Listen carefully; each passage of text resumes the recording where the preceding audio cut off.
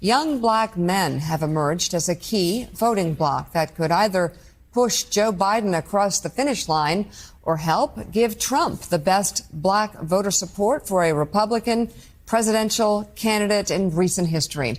Joining us now, NBC News correspondent Tremaine Lee, who sat down with a group of black men who are deeply involved in their community to see how they are feeling this election cycle. President Joe Biden won Michigan by a little more than 125,000 votes in 2024 and in 2020. In 2024, it's expected to be just as close. But there's a demographic of voter that could play a crucial role in who wins the state and perhaps the White House. Black men. I caught up with a group of guys in Detroit who say if politicians want their vote, they're going to have to come and work for it. Check it out.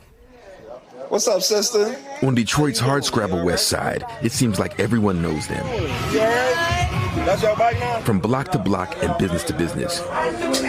This group of black men shows up day after day, rain or shine, offering protection, resources, and respect. Every day, y'all out here filling the gaps. Yeah, man, that's where our people at, so we gotta be here. They are New Era Detroit, an organization that fills the often massive void between the people and the politicians. People come in, and, you know, they come holler at us about things that they may need, or, you know, if they struggling with their water bill, light bill, gas bill. They're everyday faces in some of Detroit's most disinvested communities, a kind of hood first response team. But they feel invisible to those at the height of political power. We are one of the leading organizers on the ground in the city of Detroit.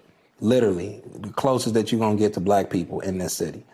We haven't heard anything from a Democrat or a Republican. Men like them, in communities like theirs, could very well determine who is sent to the White House in 2024, with both Democrats and Republicans vying for their attention. I got indicted a second time, and a third time, and a fourth time. And a lot of people said that that's why the black people like me, because they have been hurt so badly and discriminated against. Black men have not benefited proportionate to other populations in terms of economic opportunity and economic health, much less wealth creation.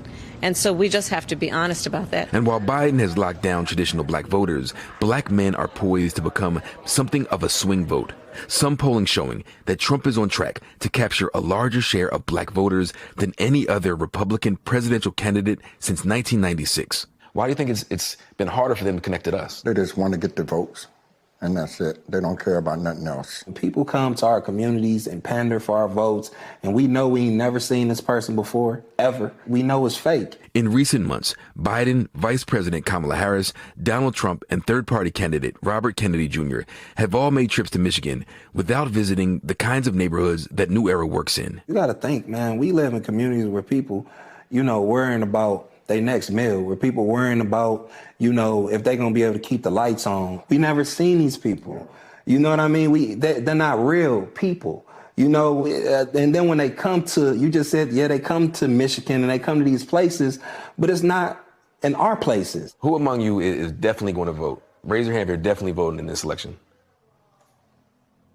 So just one. So you haven't decided whether you're going to vote or not? I'm undecided as of right now. Me and my family, we're Democrats. I don't know who I'm going to vote for. You know, none of us speak for all black men, but I wonder if the candidates were listening. You know, what would you tell them that black men especially want for our communities? Just want to see you, touch you.